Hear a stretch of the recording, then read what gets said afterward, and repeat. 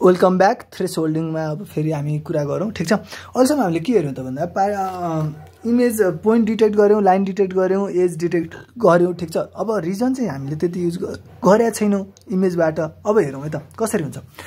पार्टिसनिङ image into regions based on intensity values or properties of this values भनेको के भन्दा हामीले एज डिटेक्ट तिनीहरू गऱ्यौँ, एज मात्र गरेको थियो। अब रिजनै हामीले पार्टिसन गर्न खोज्दैछौँ, इमेजलाई रिजनमा गर्न खोज्दैछौँ, तर के को बेसिसमा भन्दाखेरि अन इन्टेन्सिटी भ्यालुज अथवा प्रोपर्टिज अफ दिस भ्यालुज। इन्टेन्सिटी भ्यालुको अथवा तिनीहरूको कुनै प्रोपर्टिजको आधारमा गर्न सकिन्छ। काम कसरी हुन्छ त राजा? काम यसरी हुन्छ ठीक छ। यो हाम्रो इनपुट इमेज हो।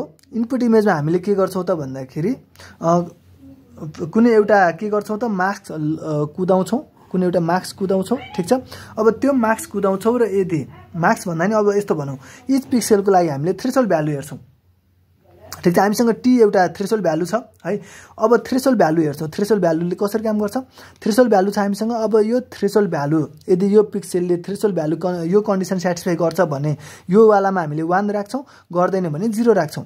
थ्रेसोल्ड भ्यालु सेटिस्फाई गर्नेलाई हामीले के भन्छ त अब्जेक्ट पोइन्ट भन्छौँ र अनि अर्को नगर्नेलाई हामीले ब्याकग्राउन्ड पोइन्ट भन्छौँ ठीक छ। अब यो हामीले यसरी थ्रेसोल्ड अप्लाई गरेपछि अर्को एउटा इमेज पाउँछौँ जहाँ 1 र 0 ले कन्टेन गरे हुने हुन्छ। 1 भनेको त्यो पर्टिकुलर पिक्सेल चाहिँ के हो त त्यो अब्जेक्ट इमेज भयो, 0 भनेको त्यो चाहिँ ब्याकग्राउन्ड पोइन्ट भयो। अब यसको लागि हामीसँग थ्रेसोल्ड गर्ने धेरै तरिकाहरू छन् कि यसरी यो थ्रेसोल्ड भ्यालु चाहिँ कसरी कुदाउने त इमेजमा भन्ने कुराहरू छन्। त्यसको लागि हामीसँग छ सुरुमा ग्लोबल थ्रेसोल्डिङ।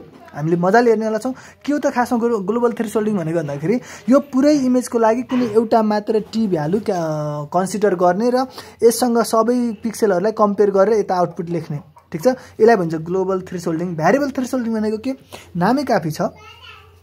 यहाँ त ग्लोबलमा एउटै टी मान्यो नि त, लफडा छ होला त्यसमा केही भनेपछि अब कसरी हो थाहा छैन, तर टी चाहिँ भ्यारी गर्ने रे है हो। त्यो तरिका चाहिँ के हो त भ्यारिएबल हामी हेरिहाल्छौँ हो।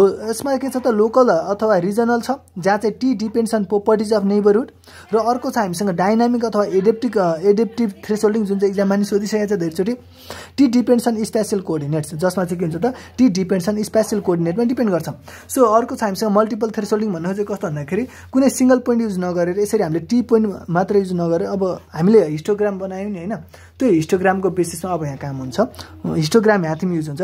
यसरी हिस्टोग्राम चेन्ज भएको थियो नि होइन हो। यो पोइन्टको बेसिसमा हामीले यो टी मानेर टी भन्दा यता पर्नेलाई एउटा मान्यो, यता पर्ने अर्को मान्यो हो। यो थियो सिंगल थियो भने मल्टिपल थ्रेसोल्डिङ भनेको यहाँ T1 र T2 मानेर यसको रिजन दुईवटा अब्जेक्ट क्लासमा डिफाइन गर्ने चाहिँ के हो त मल्टिपल हो ठीक छ। सो अब हामी हेरौँ ग्लोबल थ्रेसोल्डिङ।